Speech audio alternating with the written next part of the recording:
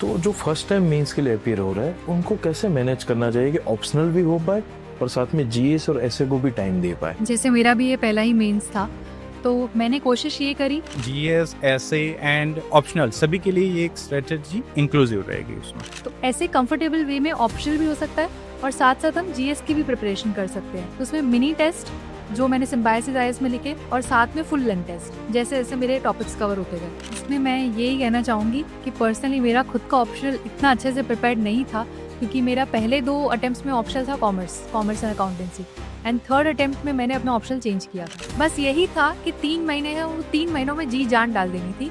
फिर उसमें आपको जितना भी टाइम मिला है उसमें आप जितना अपना दे सकते हैं उतना दीजिए। ये एक मिथ है कि आप अगर पहले से आंसर राइटिंग नहीं करते हैं तो आपका मेंस नहीं हो सकता। ये गलत है। उसमें टॉपर्स ने जिस तरह से आंसर लिखा है तो वो लोग ऑब्वियसली सिलेक्ट हुए हैं, तो उनका approach in a way acceptable है इन यूपीएससी। तो ये चैलेंजेस जो है उसको कैसे डील किया जाए एग्जाम हॉल में? कौन से क्वेश्चन को सिलेक्ट करना चाहिए और किसको नहीं करना चाहिए? अब दोनों से मैं पूछना चाहूंगा। तो क्वेश्चन सिलेक्शन बहुत इंपॉर्टेंट होता है, और कि जैसे जैसे मैंने ऐसे लिखे तो मुझे पता चला कि उसको किस तरह से स्ट्रक्चर्ड वे में लिखना चाहिए। जैसे सिम्बायोसिस आईएएस का मैंने टेस्ट लिखा तो उसमें एक ऐसे था जिसमें कहा गया था कि आप अगर कोई इंसान का कैरेक्टर टेस्ट करना चाहते हैं तो आप उसको पावर दीजिए, बट ये आप प्रूव कर देंगे कि पावर देके आप कैरेक्टर टेस्ट कर सकते हैं, बट कैसे पावरलेस इंसान का भी कैरेक्टर डिसाइड हो सकता है वो कहीं ना कहीं हम एड्रेस नहीं करते हैं। आपने और जैमिन सर ने मुझे मेंटरिंग किया, उस दौरान मुझे पता चला कि ऐसे में एक स्ट्रक्चर होना चाहिए जैसे जहाँ पे political dimension, economic dimension, social angle, environmental angle, तो सारे एस्पेक्ट्स कवर होने चाहिए। कि हम किसी भी मीडियम में आंसर लिख रहे हैं पर उस मीडियम का एक बेस्ट कॉपी आप अपने पास रखते हैं। कई बार ये होता है कि बहुत सारे टॉपर्स होते हैं, ठीक है, और हर एक की अपनी एक जर्नी है, हर एक की अपनी एक लिखने की स्टाइल है, हर एक का अपना एक अलग तरीका का कंटेंट, मतलब कोई एक सिंगल वे नहीं है। तो यहाँ पे हमें कौन से टॉपर्स को फॉलो करना चाहिए? पेपर कंप्लीट कैसे किया जाए? जैसे इनिशियली जब हम राइटिंग करते हैं तो पहले तो आंसर ही अच्छा नहीं लिख पाते। जैसे ही आंसर अच्छा लिखना शुरू हो गया, फुल लेंथ टेस्ट दिया, पेपर कंप्लीट नहीं होगा, हार्डली 14 या 15 क्वेश्चन अटेम्प्ट कर पाते हैं। सोर्सेज कितने होने चाहिए? जैसे GS1 है तो हिस्ट्री कल्चर जो हमने पीटी में पढ़ा है वही कंटिन्यू करना चाहिए, मेंस के लिए कुछ अलग से पढ़ना चाहिए?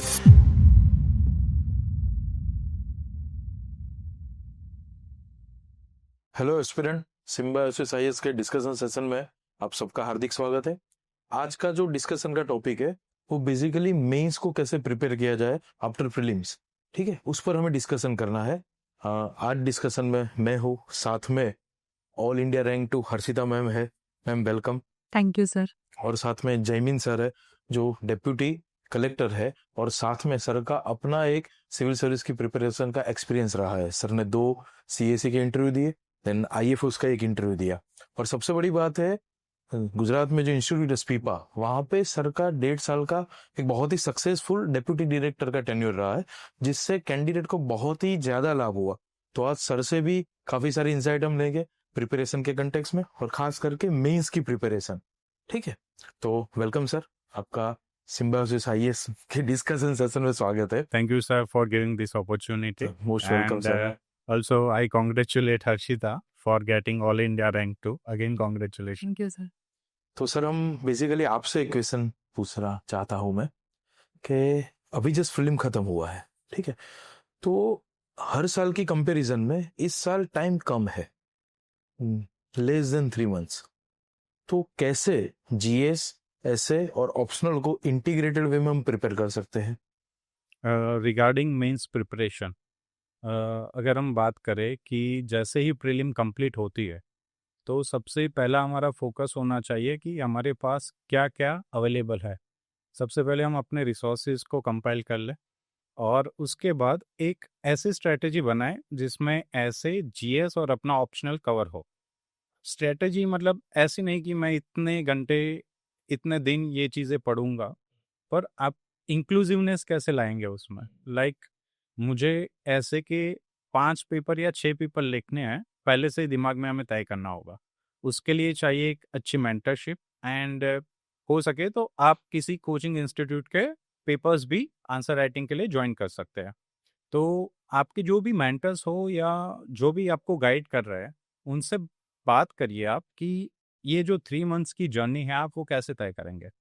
सो अपना मटेरियल कंपाइल करने के बाद आप अपनी स्ट्रेटेजी उस हिसाब से बनाएंगे कि आप कितने आंसर राइटिंग करोगे। बीच बीच में ऐसे भी ब्रेक्स लेंगे ताकि जो आपसे गलतियां हुई है, फर्स्ट आप जैसे मॉक टेस्ट लिखोगे तो मानो आपके लिए इम्प्रूवमेंट का स्कोप रहेगा। तो नेक्स्ट जब आप वही चीज फिर से लिखने जाओगे, जैसे ऐसे का पेपर है मान लीजिए, फर्स्ट लिखा उसमें आपको कम स्कोर आया है, सो डीमोटिवेटेड होने की जगह जो मेंटर ने आपको बताया है कि उस एरिया पे आपको वर्क अपॉन करना है, कैसी चीज़ें ऐड ऑन कर सकते हैं, कैसे स्ट्रक्चर को इम्प्रूव कर सकते हैं। सो जो डायमेंशंस उन्होंने बताया उसको नेक्स्ट ऐसे जब आप लिखो उसमें ऐसे एरियाज को भी पसंद करो जिसमें आप अच्छे से लिख सको, एंड वो वैल्यू एडिशन आपको उसमें कंपेरेटिवली दिखाना है। तो जैसी जैसी गलतियां होती है वैसे आपको नेक्स्ट मूव में उसको इम्प्लाई करते जाना है जो वैल्यू एडिशन है। तो वहीं से आपका जो स्कोरिंग है वो हाई होने के चांसेस रहेंगे। सो ये across GS, SA and optional सभी के लिए ये एक स्ट्रेटजी इंक्लूसिव रहेगी उसमें। Okay okay. हाँ मैम, जैसे दो तरह के कैंडिडेट होते हैं, एक जो एक्सपीरियंस प्लेयर है जिन्होंने काफ़ी बार मेंस दिया है, और एक ऐसे कैंडिडेट जो फर्स्ट टाइम मेंस दे रहा है। जैसे मेरा भी एक्सपीरियंस रहा है कि अगर जब भी हमारी पहली मेंस आती है तो ज़्यादातर टाइम ऑप्शनल में ही हमारा जाता है, मतलब 90% प्रिपरेशन टाइम ऑप्शनल में जाएगा। तो जो फर्स्ट टाइम मेंस के लिए अपियर हो रहा है उनको कैसे मैनेज करना चाहिए कि ऑप्शनल भी हो पाए और साथ में जीएस और एसए को भी टाइम दे पाए? जैसे मेरा भी ये पहला ही मेंस था, तो मैंने कोशिश ये करी कि ऑप्शनल के रिलेटेड जो भी आपके नोट्स है, वो आपके प्रीलिम्स के प्रिपरेशन से पहले हो जाने चाहिए। एटलीस्ट आप नोट्स प्रिपेयर कर लीजिए, लेक्चर्स देख लिए, नोट्स बना लिए और उसको आपने 1-2 बार रिवाइज़ कर लिया। So that you are in a comfortable position कि जब आपकी प्रीलिम्स की एग्ज़ाम खत्म होगी, तो आप उसको रिवाइज़ कर पाएँगे। आपके लिए कोई वो चीज़ नई नहीं रहेगी। तो मैंने भी यही किया। उसके बाद जैसे ही प्रीलिम्स की एग्ज़ाम खत्म हुई, वो एग्ज़ाम खत्म होने से लेके रिजल्ट आने तक 15 दिन रहते हैं हमारे पास रफली। तो उन 15 दिनों में हम ऑप्शनल पे फोकस कर सकते हैं कि उसमें हम अपने जो नोट्स हैं उसको रिवाइज करें, सो दैट जब वो रिजल्ट आता है तब हम उसके लिए टेस्ट लिखना शुरू कर सकते हैं। तो कोई भी एक पेपर टारगेट कर लिया और दूसरा पेपर हम रिजल्ट के बाद कर सकते हैं। तो ऐसे कंफर्टेबल वे में ऑप्शनल भी हो सकता है और साथ साथ हम जीएस की भी प्रिपरेशन कर सकते हैं। जैसे जीएस में हम जीएस वाइज टारगेट कर सकते हैं। आपको लगता है कि आपके लिए, जैसे मेरे लिए जीएस 2 थोड़ा कंफर्टेबल था बिकॉज पीएसआईआर मेरा ऑप्शनल था, तो वो थोड़ा मैनेजेबल था। तो मैं साथ में जीएस 2 से पहले मैंने शुरू किया। तो पीएसआईआर एंड जीएस 2 उसकी साइमल्टेनियस मेरी प्रिपरेशन होती गई। और वो जैसे ही मेरे उसमें सब्जेक्ट्स खत्म होते गए, तो उसमें मिनी टेस्ट जो मैंने सिम्बायोसिस आईएस में लिखे और साथ में फुल लेंथ टेस्ट, जैसे जैसे मेरे टॉपिक्स कवर होते गए।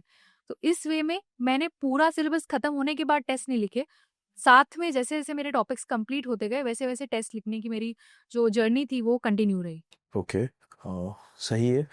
मैम, कई बार ऐसा भी देखा गया है कि कैंडिडेट की प्री क्लियर हो जाती है या प्री क्वालिफाई कर देते हैं, पर ऑप्शनल अच्छा प्रिपेयर नहीं हुआ है। जैसा आपने बताया कि पहले इस तरह से ऑप्शनल कर लेना चाहिए, पर अगर मान लो कोई कैंडिडेट है जिनका ऑप्शनल 20-30% भी नहीं प्रिपेयर हुआ और मेंस आ जाती है, सर मैं आपसे भी पूछना चाहूंगा ये कंटेक्स में, तो वो किस माइंडसेट से प्रिपरेशन करे? क्योंकि कहीं ना कहीं वो लो कॉन्फिडेंस फील करेगा, क्योंकि अभी 2.5 महीने है, 3 महीने है, तो कैसे उनको मेंस को अप्रोच करना चाहिए ये सेक्शन के कैंडिडेट को? इसमें मैं यही कहना चाहूँगी कि पर्सनली मेरा खुद का ऑप्शनल इतना अच्छे से प्रिपेयर्ड नहीं था, क्योंकि मेरा पहले 2 अटेम्प्ट्स में ऑप्शनल था commerce and accountancy, and third attempt में मैंने अपना ऑप्शनल चेंज किया था। तो मैंने भी लेक्चर्स देखे थे, नोट्स बनाए थे और उसको एक बार रिवाइज़ किया था।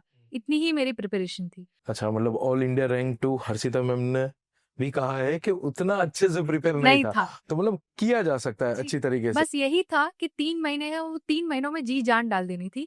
फिर उसमें आपको जितना भी टाइम मिला है, उसमें आप जितना अपना दे सकते हैं, उतना दीजिए। क्योंकि ऐसा नहीं है कि मैनेजेबल नहीं है, या ये एक मिथ है कि आप अगर पहले से आंसर राइटिंग नहीं करते हैं, तो आपका मेंस नहीं हो सकता। ये गलत है, क्योंकि ये पर्सन टू पर्सन डिपेंड करता है। और अगर आप 3 महीनों में भी अगर आप आंसर राइटिंग करते हैं, रोज़, डेली, रिलीजियसली अगर वो चीज़ करते हैं, तो आपका ऑप्शनल भी हो सकता है। जैसे ही ऑप्शनल की हम बात करें कि अगर शॉर्ट टाइम है और कैसे प्रिपेयर करना है, तो हमें कुछ ना कुछ तो ऑप्शनल के बारे में पता है, थोड़ा बहुत पढ़ा भी होगा उसको हमने। जैसे हर्षिता ने बताया कि 3 मंथ्स रिग्रेसली अगर हम प्रैक्टिस करेंगे तो वो कॉन्फिडेंस तो अपने आप आएगा। पर मैं एक और इसमें ऐड ऑन करना ये चाहूँगा कि जो PYQs है ऑप्शनल के, वो हमारे बेस्ट फ्रेंड है इस जर्नी में। सो प्रिपरेशन नहीं हुई तो उसका मतलब ये नहीं कि इस बार अटेम्प्ट वीक जाएगा या कॉन्फिडेंस लो है। उसकी बजाय सबसे ज़्यादा फोकस आप ये करो कि जो पास 5 इयर्स के पेपर है उसमें से सबसे कंफर्टेबल एरिया आपको कौन लग रहा है, जो आपने पढ़ा हुआ है, ठीक है? तो उसको छोड़ो और जो आपने नहीं पढ़ा सबसे पहले उसको टारगेट करो, ताकि कंफर्टेबल एरिया तो अगर आप पूछेगा भी तो भी आप उसमें लिख पाओगे। तुम जो आपका वीक सेक्शन है वही से आप प्रिपरेशन स्टार्ट कर दो आफ्टर प्रीलिम्स, तुरंत के बाद। एंड जितने पीवाईक्यूज है उसको आप लिखने का ट्राई करो, और किस हिसाब से कौन से एरिया में से कौन से क्वेश्चंस पूछे जा सकते हैं, उस एनालिटिकल माइंडसेट से आप अपने रिसोर्सेज को पढ़ो, ताकि वो सीधे आंसर फॉर्मेट में जब आप लिखो तब आप अप्लाई कर पाओ। सर इसमें मैंने भी 2013 से लेके 23 तक के पीवाईक्यूज किए थे, और इसमें ऑप्शन में एक स्मार्ट वर्क ये किया जा सकता है, क्योंकि काफ़ी सारे क्वेश्चंस रिपीट होते हैं, रिपीटेशन ज़्यादा होता है ऑप्शन में। डेफिनेटली। और पीएसआईआर में आई थिंक 80% क्वेश्चन तो रिपीट ही है। इस बार तो अनकन्वेंशनल था थोड़ा सा, बट आपको एक कॉन्फिडेंस मिलता है पीवाईक्यूज से। तो उसमें होता ये है कि आप टारगेटेड एफर्ट्स डाल सकते हो। जैसे आप फॉर एग्जांपल कंपैरेटिव पॉलिटिक्स की बात करते हैं, तो उसमें आपको पता है कि लिमिटेशंस में क्वेश्चन आता है, तो आप ये कर सकते हैं, उसको आप बहुत अच्छे से प्रिपेयर करें, और बाकी एरियाज को भी आप प्रिपेयर करें, बट थोड़े लेस टाइम में करें। तो ऐसे जो इंपॉर्टेंट टॉपिक्स है, जो रिपीटेटिव टॉपिक्स है, जिसका वेटेज आपको लगता है ज़्यादा है, तो उसमें आप पीवाईक्यूज से हेल्प ले सकते हैं। एंड इसमें टॉपर्स की कॉपीज भी बहुत हेल्प करती है, क्योंकि हमें पता नहीं होता कि आंसर कैसे अप्रोच करना है। अगर फर्स्ट मेंस होती है उनको तो बिल्कुल भी आइडिया नहीं होता है। उसमें टॉपर्स ने जिस तरह से आंसर लिखा है, तो वो लोग ऑब्वियसली सिलेक्ट हुए हैं, तो उनका approach in a way acceptable है इन यूपीएससी। तो वो आंसर कॉपीज से आपको एक तो कैसे आंसर लिखना है वो पता चलेगा, और कितने थिंकर्स ऐड करने हैं। बिकॉज पीएसआईआर की बात करूं तो आप बहुत सारे थिंकर्स पढ़ते हैं, बट सारे आपको एक आंसर में नहीं लिखने, खिचड़ी बन जाएगी वो तो इसमें आप टारगेट ये कर सकते हैं कि टॉपिक वाइज 2 थिंकर्स जो वो टॉपिक को फेवर करते हुए बोल रहे हैं, और कोई 2 थिंकर्स जो उसको क्रिटिसाइज करते हुए बोल रहे हैं। इस तरह से आप थोड़ा क्लैरिटी आ जाएगी आपके टॉपिक्स में, सो दैट खिचड़ी नहीं बनेगी। आपको पता होगा कि हाँ, इसमें अगर क्रिटिसिज्म डालना है तो ये चीज़ है। और इसमें कहीं ना कहीं आपको इंट्रोडक्शन और कंक्लूजन है वो आप पहले से प्रिपेयर भी कर सकते हैं, क्योंकि पीएसआईआर ऐसा टॉपिक सब्जेक्ट है जहाँ पे आप कोई भी ओपनिंग स्टेटमेंट है तो जस्टिस से रिलेटेड डाल दिया, या प्लेटो ने कोई बात कही तो वो आपने डाल दी, या कहीं कंक्लूजन में आपने कोई बैलेंस्ड आंसर दे दिया। तो इस तरह से आप काफी क्रिएटिव वे में आप आंसर लिख सकते हैं। जैसे जब मैं कहूँ तो हम तीनों यहाँ पे बैठे हैं, तो हम तीनों का कॉमन ऑप्शन रहा है यस यस पीएसआईआर। पर्टिकुलरली मैं थोड़ी अपनी एक बात करूँ, जैसे हर्षिता ने भी बोला कि उसका पहले कॉमर्स अकाउंटेंसी था। फर्स्ट मेरे भी जो 2 मेंस थे उसमें गुजराती लिटरेचर था, फिर मैंने पीएसआईआर पे स्विच ऑन किया। तो मुझे लगा था कि वो हो पाएगा या नहीं, बट उस टाइम जो शुभ्रा मैम की नोट्स अवेलेबल थी, मैंने उनके कोचिंग भी ज्वाइन नहीं की थी। सो जस्ट नोट्स उठाई 6 पार्ट की, उसको पढ़ा, और मैंने कोई आंसर राइटिंग भी नहीं की थी शॉर्ट ड्यूरेशन टाइम में, और मुझे गुजराती में लिखना था ऑप्शनल। सो मगर ये कहना चाहता हूँ कि अगर हम चाहे तो कुछ भी कर सकते हैं। मतलब उस टाइम कोरोना का वो टाइम था 2020, हम दोनों की मेंस थी सर उस टाइम, तो आपने भी उसमें लिखा था, आपका भी अच्छा स्कोर रहा था उस टाइम, वन ऑफ दी जो 260 प्लस रेंज थी, हम दोनों उसमें आ पाए थे सर। सो हम ये इस प्लेटफॉर्म से यही कहना चाहेंगे कि एवरीथिंग इज पॉसिबल, बट खुद के अंदर हमें फेथ रखना होगा। फेथ रखना होगा डेफिनेटली। और मेरा भी एक्सपीरियंस पीएसआईआर को लेके यही रहा है। मैंने तो जर्नी शुरू की तब से पीएसआईआर मेरा ऑप्शनल।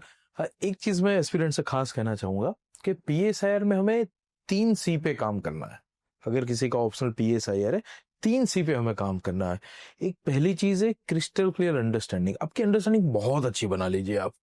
देन फिर आप कनेक्शन बनाइए, एंड देन कंपैरिजन करिए। जैसे मैं एक एग्जांपल दूंगा, हम जैसे पढ़ते हैं कि Marxist notion of state, marks ने राज्य के बारे में क्या कहा है, राज्य का सिद्धांत क्या है, तो हम कंपेयर कर सकते हैं फेमिनिज्म से, क्योंकि फेमिनिज्म ने भी कहीं ना कहीं ये कहा है कि राज्य इंस्ट्रूमेंट है पैट्रियार्कल, और यहाँ पे देखे तो मार्क्स ने भी यह कहा है।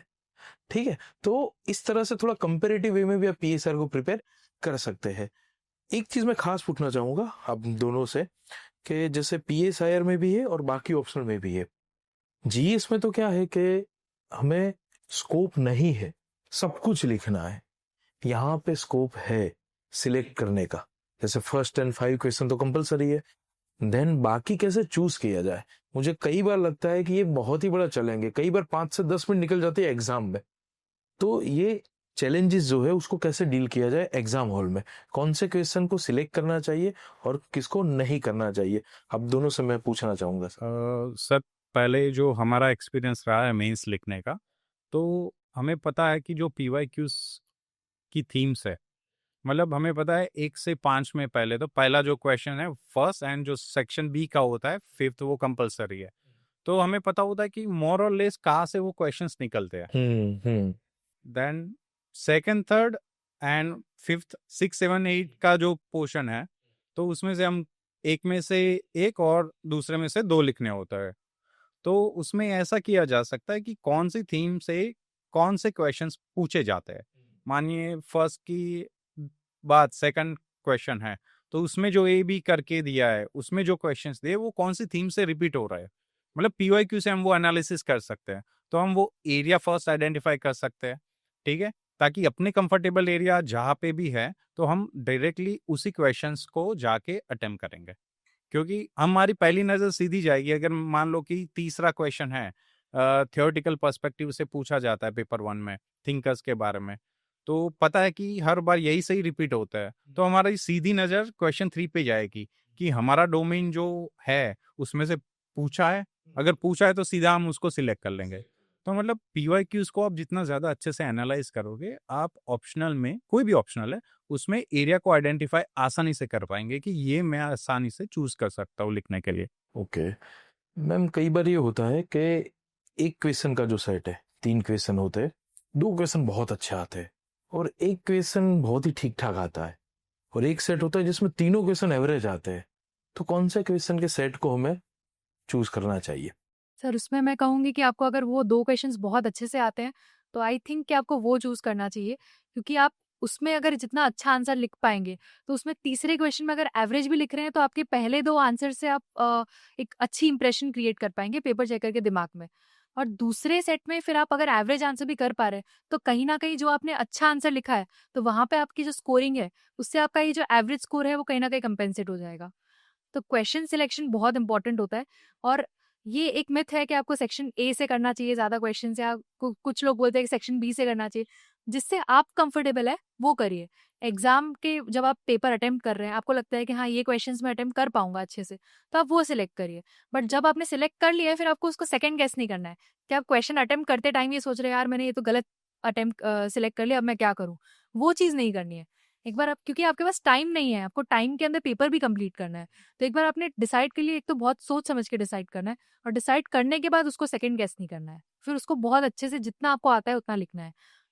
क्योंकि इसमें आप PSIR में क्रिएटिविटी दिखा सकते हैं, और इसमें कीवर्ड्स भी बहुत इंपॉर्टेंट होते हैं। बिकॉज GS की पेपर्स में तो क्या होता है, हम जनरल आंसर लिख सकते हैं। PSIR में दे एक्सपेक्ट कि आप उसकी टर्मिनोलॉजीज यूज करें, जो कीवर्ड्स है वो आपके वर्ड्स में आने चाहिए, बिकॉज कहीं ना कोई प्रोफेसर ही चेक कर रहा होगा आपका आंसर, तो आपको वो कीवर्ड्स पे फोकस करना होगा, चाहे आप कोई भी सेट में आंसर लिख रहे हैं। ओके मैम, अभी फिलहाल जो ऐसे के स्कोर को लेके माहौल है, क्योंकि एक तरफ काफ़ी सारे ऐसे कैंडिडेट है जिनके ट्रिपल डिजिट में स्कोर आ रहे हैं, और एक तरफ ऐसे भी कैंडिडेट है जिनके पिछले 2-3 साल से डबल डिजिट में स्कोर आ रहा है, और GS में 400 प्लस स्कोर है, और ऐसे में 78, 82, और इस बार आपके ऑल इंडिया हाईएस्ट 144 मार्क्स है। तो उस पर कुछ इंसाइट दीजिए कि कैसे कैंडिडेट अपने स्कोर को बढ़ा सके। सर इसमें 2-3 बातें हैं। एक तो मैंने काफ़ी सारे एसेज लिखे, क्योंकि जैसे जैसे मैंने ऐसे लिखे तो मुझे पता चला कि उसको किस तरह से स्ट्रक्चर्ड वे में लिखना चाहिए। बिकॉज एक कैंडिडेट होता है जो सीधा ऐसे लिखना शुरू कर देता है, और यही दूसरा होता है जो पहले रफ वर्क करता है, उसका एक पूरा एक ब्रॉड फ्रेमवर्क बनाता है। तो मेरा वो फ्रेमवर्क पे ज़्यादा फोकस रहता था। जैसे पहले आप कोई भी टॉपिक सिलेक्ट करते हैं, तो 5 मिनट उसको दीजिए, टॉपिक समझिए, आपको लगता है 4 टॉपिक में से कौन सा टॉपिक है जिसमें मैं सबसे ज़्यादा एग्जाम्पल्स और सबसे ज़्यादा जो कंटेंट है मैं उसमें लिख सकती हूँ, तो वो डिसाइड कीजिए, वो बहुत इंपॉर्टेंट है। उसके बाद जैसे टॉपिक डिसाइड हुआ, फिर रफ पेज पे आपको उस टॉपिक से रिलेटेड जो भी आ रहा है दिमाग में, जो भी एग्जाम्पल आ रहे हैं रेलेवेंट, जो मैं इस ऐसे में डाल सकता हूँ कहीं ना कहीं, तो वो आप जॉट डाउन कर लीजिए, जो भी आ रहा है दिमाग में। तो मैं ये किया करती थी कि रफ वर्क में पहले वो सब लिख दिया जो भी आ रहा है, फिर उसको मैं स्ट्रक्चर करती थी कि मैं इंट्रो में ये वाले एग्जाम्पल्स यूज करूंगी, और जो जैसे जैसे मेरा ऐसे होगा तो इसमें ये ब्रॉड एरियाज में कवर करूंगी, और इस तरह से मैं उसको कंक्लूड करूंगी। तो एक ब्रॉड फ्रेमवर्क बना लिया। इसमें कुछ 15-20 मिनट लगेंगे, बट ये 15-20 मिनट आपके आगे के 1 घंटे का फ्लो डिसाइड करेंगे। क्योंकि तब आपकी पेन इतनी फास्ट चलेगी ना, आपको पता भी नहीं चलेगा, बीच में आप अटकेंगे नहीं। तो एक ऐसे का जो रफ फ्रेमवर्क है वो बहुत इंपॉर्टेंट हो जाता है। इसके साथ ही साथ सर, इसमें जैसे कोई भी ऐसे हो गया, फॉर एग्जाम्पल एक ऐसे पूछा था कि there are better practices to best practices. तो इसमें अक्सर क्या होता है कि स्टूडेंट्स एक नैरो फ्रेमवर्क में सोचते हैं। हम ये तो प्रूव कर देते हैं कि हाँ बेटर प्रैक्टिसेस होती है बेस्ट प्रैक्टिसेस की, बट हम कहीं ना कहीं इस चीज को नेग्लेक्ट कर देते हैं कि जो बेस्ट प्रैक्टिस थी वो भी कभी ना कभी बेटर प्रैक्टिसेस रही होगी।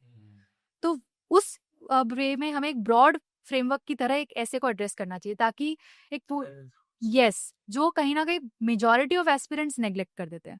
तो वो जो दूसरा डायमेंशन है जो हिडन है, जो आपको दिखेगा नहीं वो स्टेटमेंट पढ़ के, बट वो आपको आइडेंटिफाई करना पड़ेगा। या फिर जैसे सिम्बायोसिस आईएएस का मैंने टेस्ट लिखा, तो उसमें एक ऐसे था जिसमें कहा गया था कि आप अगर कोई इंसान का कैरेक्टर टेस्ट करना चाहते हैं तो आप उसको पावर दीजिए, बट ये आप प्रूव कर देंगे कि पावर देके आप कैरेक्टर टेस्ट कर सकते हैं, बट कैसे पावरलेस इंसान का भी कैरेक्टर डिसाइड हो सकता है वो कहीं ना कहीं हम एड्रेस नहीं करते हैं। तो इस तरह से एक ये इम्पॉर्टेंट है। दूसरा सर, जैसे आपने और जैमिन सर ने मुझे मेंटरिंग किया, उस दौरान मुझे पता चला कि ऐसे में एक स्ट्रक्चर होना चाहिए, जैसे जहाँ पे political dimension, economic dimension, social angle, environmental angle, तो सारे एस्पेक्ट्स कवर होने चाहिए। या फिर आप एक ऐसे में शायद जैमिन सर ने मुझे बताया था कि आप ऐसे सोचिए कि पहले आप इंडिविजुअल लेवल पे आपको क्या उसका असर होगा, फिर आप देखिए कि उसके सोसाइटी लेवल पे आपके क्या असर होंगे, फिर नेशनल लेवल पे और फिर इंटरनेशनल लेवल में। तो एक तरह से आप अपना एक फ्लो डिसाइड करिए कि जैसे पेपर चेकर को समझ में आए कि किस डायरेक्शन में आपका ऐसे जा रहा है। तो ये बहुत इंपॉर्टेंट हो जाता है। जैसे मेरी सर से भी बात हुई थी जब आप टेस्ट सीरीज लिख रहे थे, हम यही कंक्लूजन पे पहुंचे थे कि मैम का आर्टिकुलेशन बहुत अच्छा है। क्योंकि ऐसे काफ़ी सारे लोग लिखते हैं, कंटेंट भी होता है, कई बार डायमेंशन भी ओपन कर लेते हैं, काउंटर आर्ग्यूमेंट भी कर लेते हैं, पर उसको प्रेजेंट कैसे करना, ये स्किल हर एक में नहीं आती। तो आपकी वो स्किल बहुत ही अच्छी थी। तो आप जरा उस पर भी इंसाइट दीजिए कि आर्टिकुलेशन को कैसे अच्छा किया जाए। सर एक तो ये है कि जो आप स्टैंडर्ड बुक्स पढ़ते हैं, जो भी आप रिसोर्सेज फॉलो कर रहे हैं, तो आप जितनी बार पढ़ेंगे ना, तो वो पढ़ते पढ़ते ही आपकी वो वोकेबलरी वैसे उसमें आपकी आने लगेगी। दूसरी चीज़ है सर न्यूज़पेपर रीडिंग, उससे भी आपकी वोकेबलरी काफ़ी हद तक इम्प्रूव होती है, बिकॉज जो वर्ड्स आप पैसिव रीडिंग में पढ़ते हैं कहीं ना कहीं वो आपको सबकॉन्शियस में स्टोर होते रहते हैं, और जब आप एक्चुअल में लिखते हैं तो वो आपके वो वर्ड्स ऑटोमेटिकली आ जाते हैं। तो इस तरह से आर्टिकुलेशन डेवलप किया जा सकता है। साथ में हम टॉपर्स की जो आंसर कॉपीज हैं उसको पढ़ के भी हम अपने आंसर्स कंपेयर कर सकते हैं, जिससे उन्होंने क्या वर्ड्स यूज़ किए हैं, उन्होंने किस वे में समझाया है। हम कभी ना कभी एक चीज़ को बहुत लंबे स्टेटमेंट्स में समझाते हैं, फिर हमें पता चलता है अच्छा इसको तो हम ये शॉर्ट में भी लिख के बताई जा सकती है चीज़। तो जो कंसाइज और प्रिसीजन जो हमारे आंसर्स में आना चाहिए, वो धीरे धीरे लिखने के साथ साथ टॉपर्स के आंसर कॉपी से आता है। Gradually development Yes. होगा, नहीं कि कल हो जाने वाली चीज़ है पर ये। इसमें बहुत लिखना पड़ता है, जितना आप लिखेंगे, मैं तो पर्सनली ये मानती हूँ जितना लिखेंगे उतना आपका आंसर अच्छा होगा सर। इस चीज़ पे सर मैं थोड़ा बहुत ये कहना चाहूँगा कि हम किसी भी मीडियम में आंसर लिख रहे हैं, पर उस मीडियम का एक बेस्ट कॉपी आप अपने पास रखिए। जैसे सर हम गुजराती में लिखते थे, तो हमें पता है कि ममता मैडम जो आईएएस है अभी, तो उनकी वो भी गुजराती में आंसर्स लिखते थे। तो मैंने अपने आंसर्स जो थे गुजराती के, मैंने उनकी आंसर कॉपी से कॉपी किए थे। मतलब उनका स्ट्रक्चर किस तरह से एथिक्स में लिखते हैं, जीएस ऐसे किस तरह से मतलब फ्लो सेट करते हैं। कंटेंट सबके पास होता है, मगर स्ट्रक्चराइजेशन और कुछ ऐसे में अगर बात करें तो जो फ्लो सेट होना चाहिए, तो वो सारी चीज़ें एक बेस्ट कॉपी से हमें सीखने को मिलेगी। तो आपके पास एक एज अ रोल मॉडल कोई कॉपी अच्छी होनी चाहिए, जिससे आप टेक्निक को सीख सको और उसको इम्प्लीमेंट कर सको। तो वही आपका एक जो सक्सेसफुल आंसर राइटिंग बोलते हैं, मैं नहीं कहूँगा कि सक्सेसफुल रिजल्ट आए आपका, पर आपको जो सेटिस्फेक्शन मिलता है वो उस आंसर राइटिंग से आपको 100% मिलेगा। एंड जैसे एक ऐसे की बात थी, हर्षिता ने अभी कही कि वो पावर वाला ऐसे था कि कैरेक्टर जज करना है, तो उस टाइम मैंने उसको जो फर्स्ट ऐसे लिखा था उसमें, तो मैंने उसको कम मार्क्स दिए थे।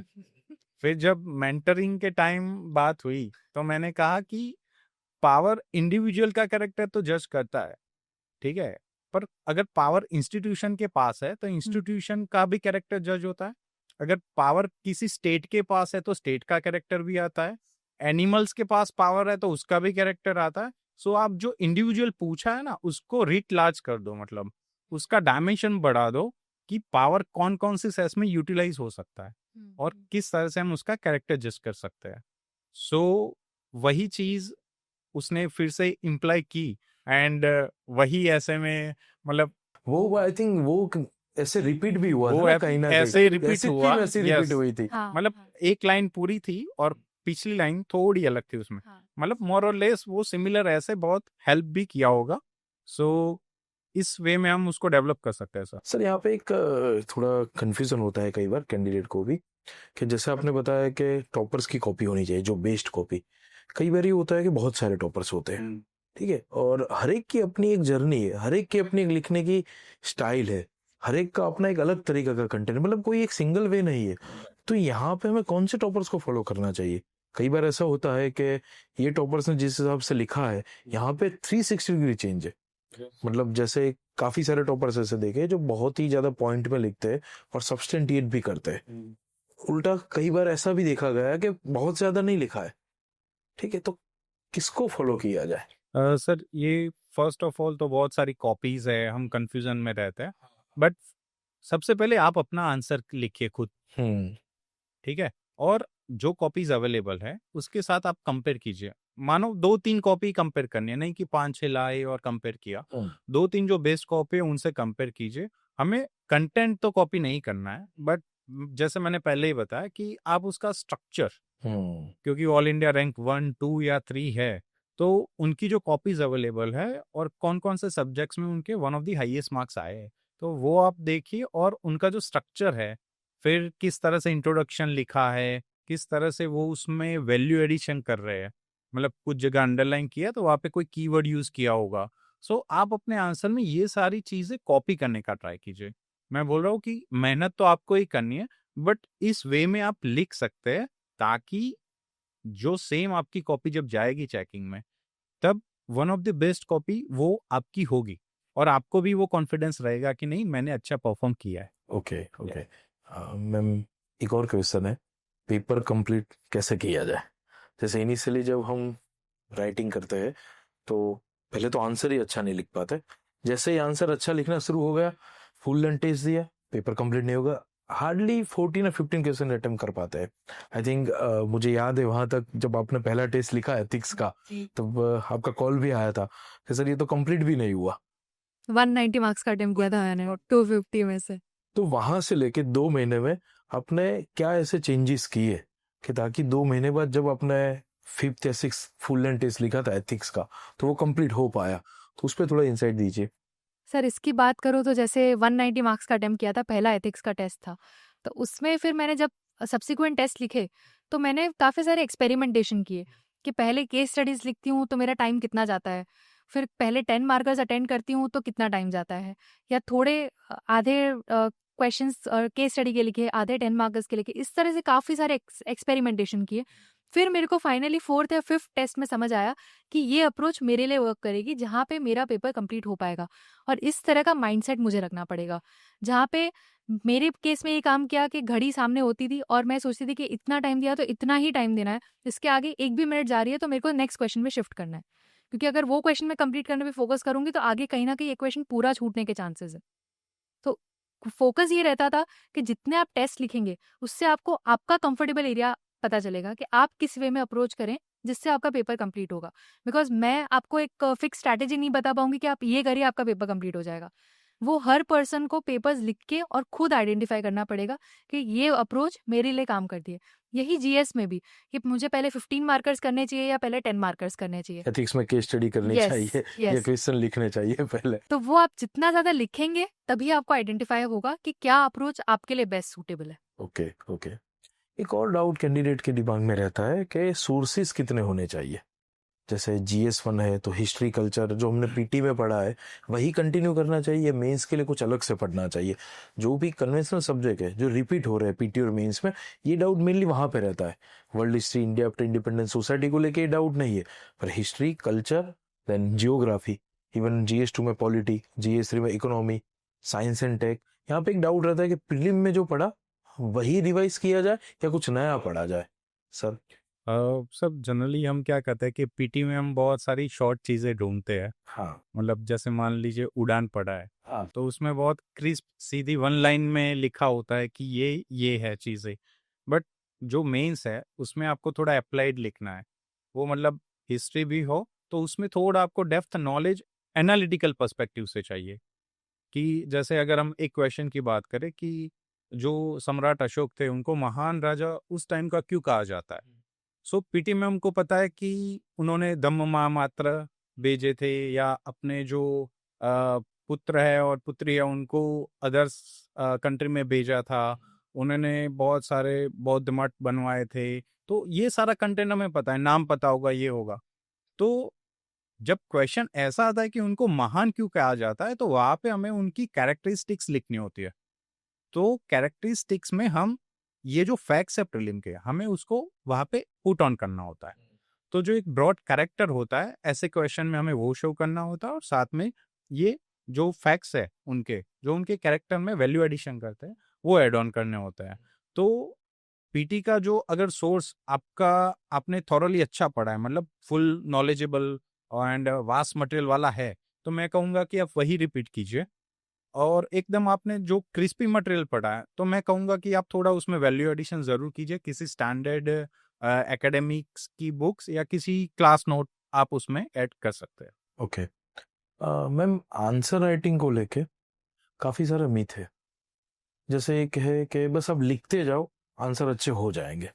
कई बार ये होता है कि बहुत सारे डायग्राम ड्रॉ कर दो, कई कोट्स डाल दो, ठीक है, कोई बड़े बड़े जार्गन यूज़ कर लो, बहुत सारी कमिटी लिख लो, डेटा लिख लो, पर ये तो काम नहीं करता हर बार।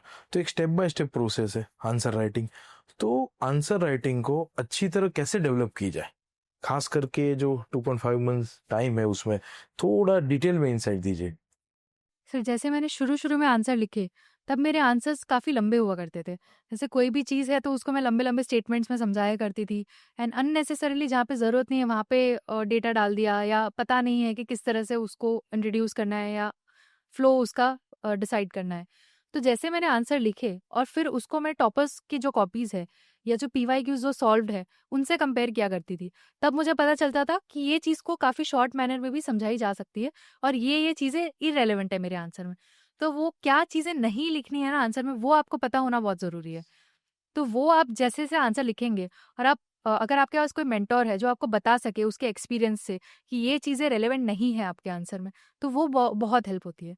और इसके साथ-साथ जो पीयर ग्रुप आपका होता है, जहाँ पे अगर आप साथ में मिलके आंसर्स लिखते हैं और एक दूसरे से कंपेयर करते हैं, उसमें भी आपको काफ़ी आइडिया आएगा कि ये चीज़ें इस तरह से लिखी जा सकती है। रही बात एग्जाम्पल्स की, तो एग्जाम्पल्स इंपॉर्टेंट है, रेलेवेंट है, क्योंकि कहीं न कहीं ऐसा होता है कि आप बहुत ही ज़्यादा उसको एक पैराग्राफ फॉर्म में लिखोगे, तो पेपर चेकर के लिए वो थोड़ा मोनोटोनस हो जाएगा आफ्टर अ सर्टेन पॉइंट। तो अगर आप एग्जाम्पल्स में उसकी यूज़ करेंगे, तो उससे 2 चीज़ें होगी। एक तो आपका आंसर का प्रेजेंटेबल बनेगा, और दूसरा आप कम स्पेस में काफ़ी सारी चीज़ें एक्सप्लेन कर पाएँगे उसमें। तो क्योंकि आपको लिमिटेड पेजेस मिलते हैं और उसमें आपको काफ़ी सारा एक्सप्लेन करना है, तो आपकी वर्ड लिमिट भी उसमें मेंटेन हो जाएगी और आपका आंसर अच्छा भी लगेगा। तो जैसे एग्जांपल दूँ, कहीं आपको कोई डेटा एक्सप्लेन करना है कि आपका कुछ साल पहले ये डेटा था एंड आज की डेट पे ये ट्रेंड है, तो आप उसके लिए instead of explaining it in a statement, आप एक ग्राफ बना दो छोटा-सा, जिसमें आप ट्रेंड शो कर दो कि पहले ये था एंड आज ये है। तो वो ट्रेंड दिख गया, आपने ग्राफ भी बना दिया, डायग्राम भी बन गया, आपका डेटा भी हो गया और आपकी स्पेस भी सेव हो गई। तो इस तरह से आप उसको अप्रोच कर सकते हैं।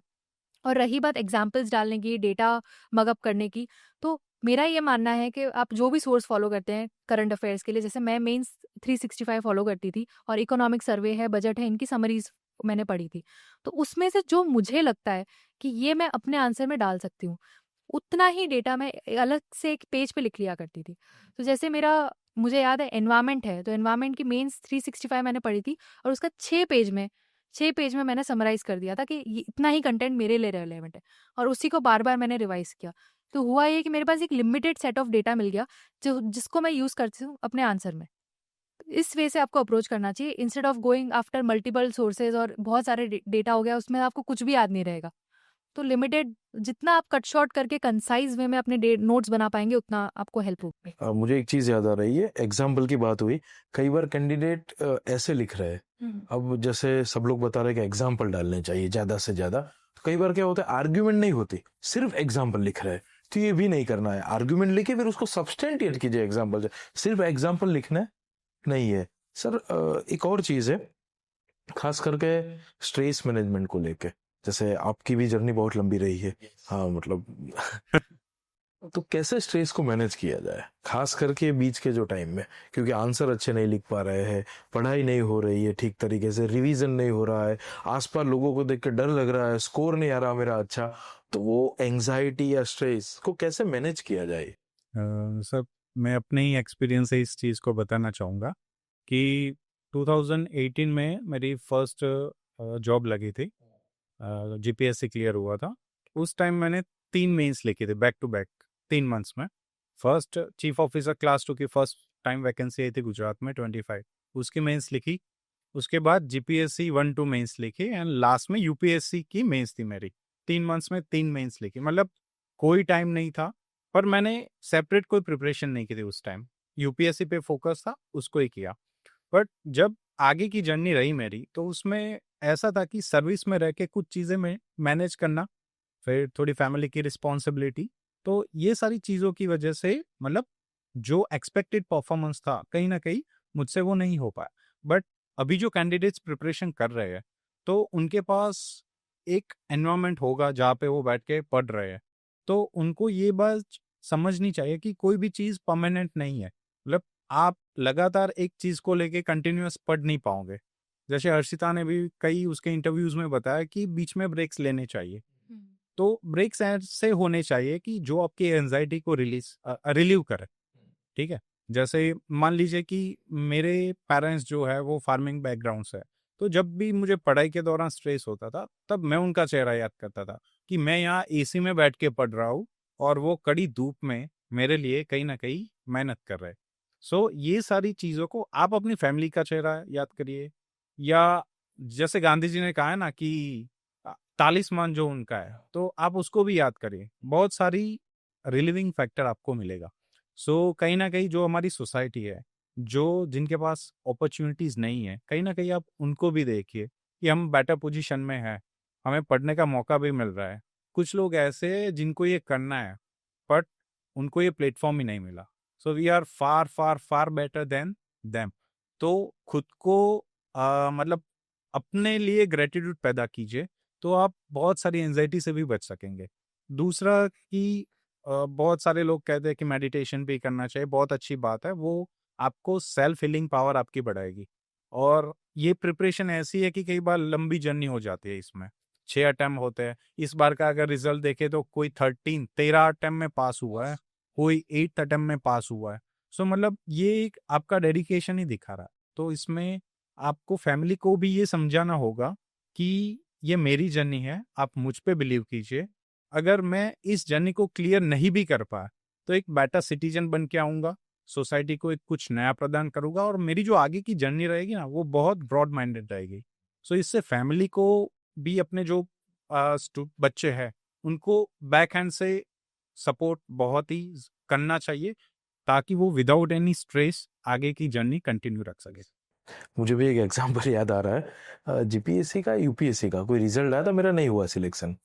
दुख हुआ बहुत ज़्यादा, क्योंकि जब सिलेक्शन नहीं होता तो डोमिनो इफेक्ट आती है फैमिली पे भी। तो मैं घर निकल गया लाइब्रेरी से, क्योंकि अब पढ़ाई नहीं होगी, लगा आज के दिन ब्रेक ले लेता हूँ। मुझे अभी भी याद है, मैं 4 रास्ते पे खड़ा हुआ था और एक ऑटो मेरे आगे खड़ी हुई थी, और उसमें पीछे लिखा हुआ था कि मारी ऑटो थारी ऑडी से कम है क्या। मतलब एक लाइन वो पॉइंट पे जो हिट कर गई, ये क्यों दुखी हो रहा है? ठीक है, अपना बेस्ट दिया, नहीं हुआ ठीक है, तो ऐसे थोड़ा पॉजिटिव एटीट्यूड और परसेप्शन से जीना चाहिए। अभी सर हमारी बहुत बार डिस्कशन होती है, तो हम तो अभी ऐसे भी डिस्कशन करते हैं कि हमें एक अटेम्प्ट और भी मिले, तो हम अभी भी तैयार है उस प्रिपरेशन के लिए। वो एनर्जी है अभी। सो फ्लैश हमेशा अपने अंदर रखो। और किसी ने मुझे अच्छा इंस्पायर भी किया था कि जो फ्लैश है ना, उसी की वजह से आपकी खुद की पहचान होती है। ठीक है, सो हर एक पर्सन के अंदर उसकी एक अपनी फ्लैश होती है, अपनी पर्सनालिटी होती है, उसको हमेशा उसको जागरूक रखना चाहिए, ये स्पार्क बना रहना चाहिए। हम सर ने सही बात की, हमारी कई बार बात भी होती है कि एक एटम पर होता तो अभी भी उतनी एनर्जी 10-12 घंटे लाइब्रेरी में बैठ के एटम अच्छा देते अच्छी तरीके से। और जब मैम का सिलेक्शन भी हुआ तो हमारी बात भी बहुत खुशी हुई, ऐसा लगा कि कहीं ना कहीं जो हमारा सिलेक्शन नहीं हुआ वो आज कंप्लीट हुआ। कहीं ना कहीं ऐसी फीलिंग, हमने तो पार्टी भी कर ली थी साथ में, तो सही है। सो इसमें सर थोड़ा एड ऑन वो भी करना चाहूँगा कि बहुत सारे जो स्टूडेंट्स है कंटिन्यूअसली प्रिपरेशन कर रहे हैं, बहुत सारे प्रीलिम्स भी उन्होंने दी होगी, नहीं हुई होंगी कंटिन्यूअसली, या ऐसे लोग भी है जो रिसेंटली इंटरव्यू दे के आए हैं, उनका नहीं हुआ और फिर से अभी जो 20 दिन का साइकिल है उसमें उनको नेक्स्ट प्रीलिम देनी है।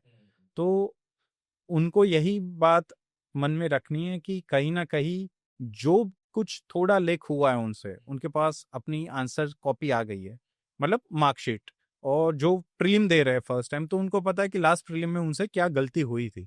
तो अपनी गलतियों को ये सुधारने का सबसे बेस्ट उनके पास चांस है। सो जितना भी कंप्रिहेंसिव रिसोर्सेस है उसको बार बार रिवाइज करें कॉन्फिडेंट के साथ, क्योंकि हर एक की जर्नी कहीं ना कहीं उनको रिजल्ट देगी ही देगी, श्योर। तो उनको खुद कॉन्फिडेंस बिल्डअप करके अपनी जर्नी को कंटिन्यू रखना है, एंड वन डे वो अपनी जो सक्सेस है, अपना पाथ है, उसको श्योरली अचीव करेंगे। Definitely sir. तो बस लड़ते रहना है, कितना भी स्ट्रेस हो बस लड़िए लड़िए लड़िए। और एक चीज याद में रखनी है खास करके मेंस के पॉइंट ऑफ व्यू, जब भी एग्जाम हॉल में आप जा रहे हो, कोई भी क्वेश्चन आता है नहीं आता है सीधे जंप नहीं करना है। नहीं आता है स्माइल कीजिए, ठीक है, नहीं आता अब कुछ क्रिएटिव करूंगा, आता है तो फिर तो लिख ही देना है। तो ये परसेप्शन है, दुखी नहीं होना है। एट द एंड पॉइंट नहीं आता है तो खुश रहिए, ठीक है। और sir and ma'am thank you very much यहाँ पे आने के लिए, और एक बहुत ही अच्छा और हेल्दी डिस्कशन हम लोग कर पाए। आशा रखते हैं स्टूडेंट इससे बहुत ही ज्यादा लाभ ले पाएंगे। Thank you, so sir. Much. Thank you sir. Thank you.